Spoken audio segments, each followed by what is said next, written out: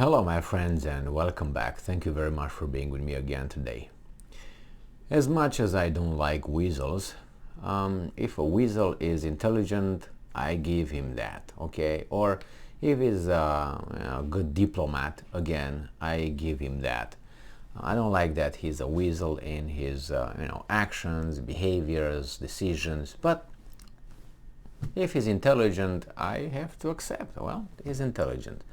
Obviously, I'm talking about the president of France, Emmanuel Macron, which I think that's part of my definition or, assessment of this guy. Now, this guy, I think, is one of the only ones on the collective West side who sees whatever happens in Ukraine with long-term eyes. It's not like these guys see it just short-term. This summer, next summer. No, Macron sees it a little bit in a global context and a longer term, which makes him stand out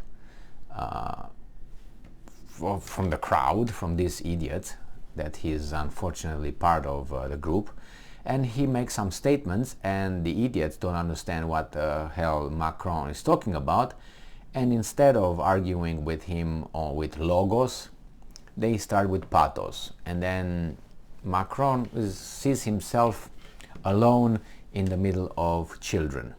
And you can't argue, because if you argue, they are more numerous than you are and they will have more power than you have. Even you are the adult in the room, as adult Macron is. This article comes from the New Voice of Ukraine. It's from November 8th, 2022.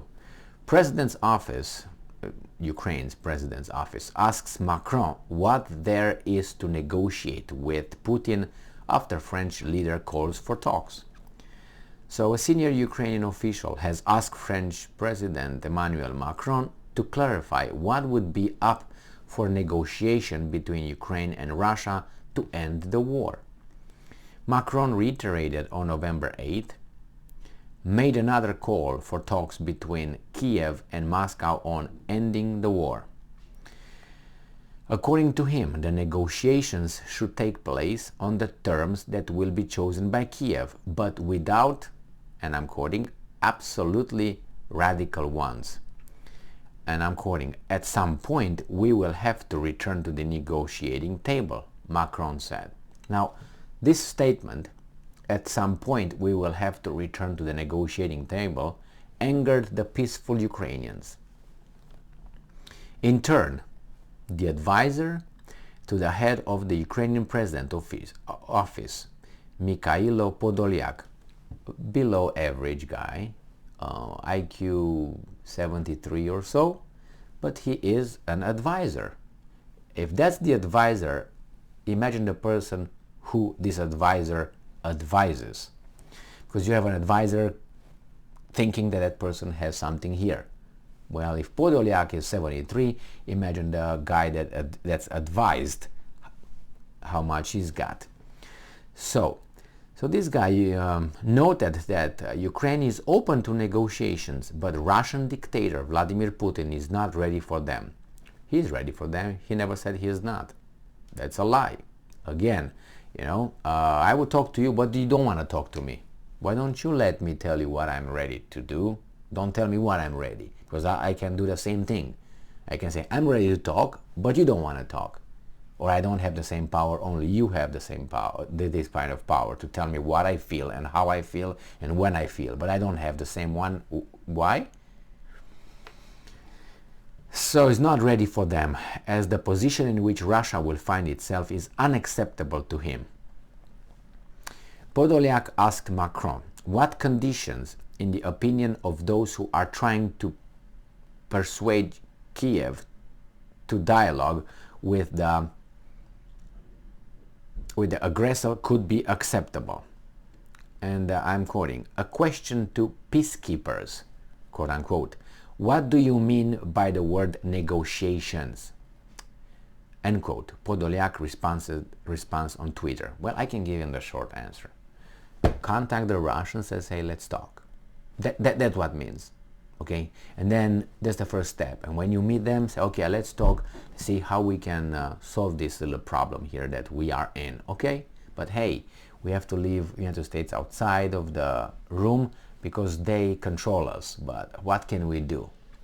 So that's what exactly that guy means. Go and talk with the guys and figure things out. If you don't talk at all, there's nothing to figure out. And it seems like some people don't want to engage in not even in communication, let alone dialogue and negotiations. And I'm quoting, Russian ultimatums are well known. We came with tanks, admit defeat and territories lost. This is unacceptable. So what to talk about? Or you just hide the word surrender behind the word settlement. Well, Podolyak, I would like to remind you that the Ukrainian army bombarded its own civilians in those regions, which you started, your government. So how about that? Didn't you do this first? Didn't you go with your tanks in the eastern provinces and said, surrender, otherwise we're gonna bomb you? Didn't you? Yes, you did. And who were the ones who sent the tanks over there? The same ones who took the power in 2014 through that illegal coup? Yes. So what are you talking about? So you tell the Russians, you claim the Russians did something that you did before they did. And you did even worse. And why did you do it worse? Because you're traitors. Those guys who took power from Yanukovych in 2014 with the help of outside agencies. That's called treason. After a series of mass Russian strikes on Ukraine's civilian infrastructure, President Volodymyr Zelensky, unimportant, is just trying to build, how do you call it, the case that those are war criminals. It's like this. I have my child in the street, all right? Let's say my child comes and stays at your house overnight, goes to your party, I know, birthday party of your son, goes over there and sleeps over there as a sleepover, okay? And at one point, my child gets in a disagreement with you, let's say, the adult in the house, and you start beating my child. And my child tries to defend it himself, and then you beat my child, and I intervene, and I beat the shit out of you. And now you're saying that I am the one guilty. Of what? I didn't beat you. I beat you when you started beating my child. My child did not start beating you. You started beating my child.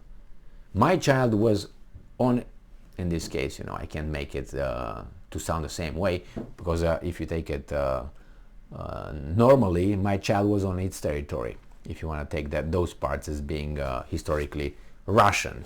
But I gave it to you. I said just went to your birthday party. So what are you talking about?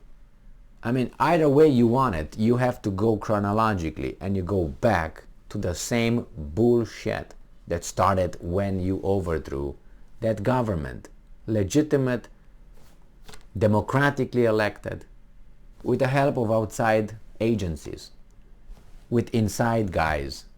That means those are traitors. Get a dictionary. Put the same situation, put it in any other country, and those guys will be called traitors. Because that government was not a dictatorship, that government was not a tyrannical government, was elected. So what you did was a subversion of the government of the country. Traitors. You know how traitors, what's going on with traitors? Are shot or hanged. That's what happens with traitors in most countries. But no, you were immediately recognized, the traitors, by the outside countries, the democratic countries. How come? And then you send the tanks to the guys within your country that did not want to recognize you. And you send the army. Really? Yeah, what's to negotiate, really? So, Podolyak, I disagree with the whole war that occurs over there between the United States and Russia using the Ukrainian nation. I don't like that a bit. But that's a lot of things that could be negotiated about.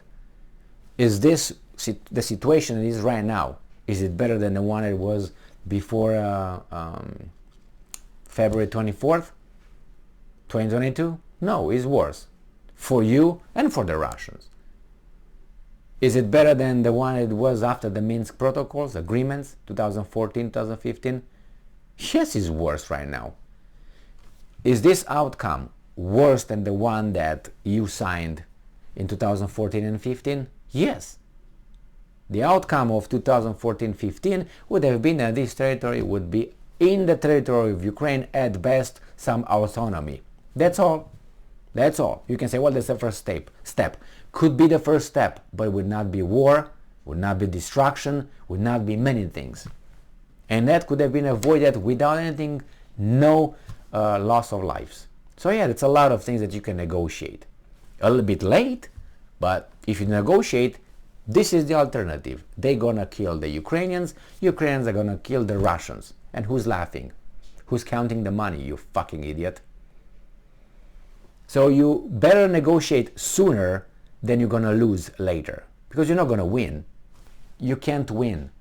And you know you can't win. Because your win means atomic and nuclear drops of bombs from Russia. That's what it means. Unless, as I said, you eliminate the leadership of Russia overnight, about, I don't know, 150 people. Make them disappear. Hang them. I don't know what you want to do with them. And you put a weasel over there, like, let's say, kind of like Yeltsin.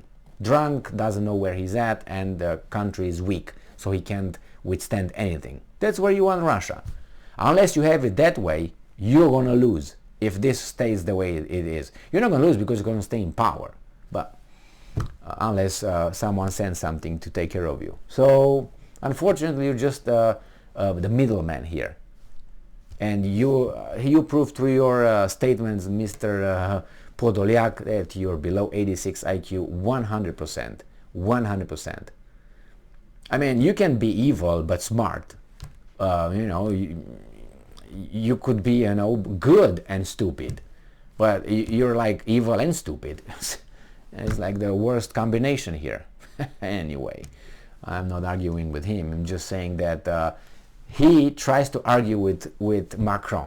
Macron gave him like a ball, up for a volley. And he, instead of volleying it like in volleyball, he just let it land on his hand and looking around and say, what was I supposed to do this?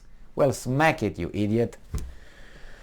Anyway, he didn't understand what Macron tried to say. But anyway, I understand Podolyak has his masters in Zimbabwe, so he can't do anything. He's doing his job, like Zelensky. Just actors, mimes, clowns. Unfortunately, Ukrainian nation is decimated, and I hate that. And Russians are hurt as well. I hate that too.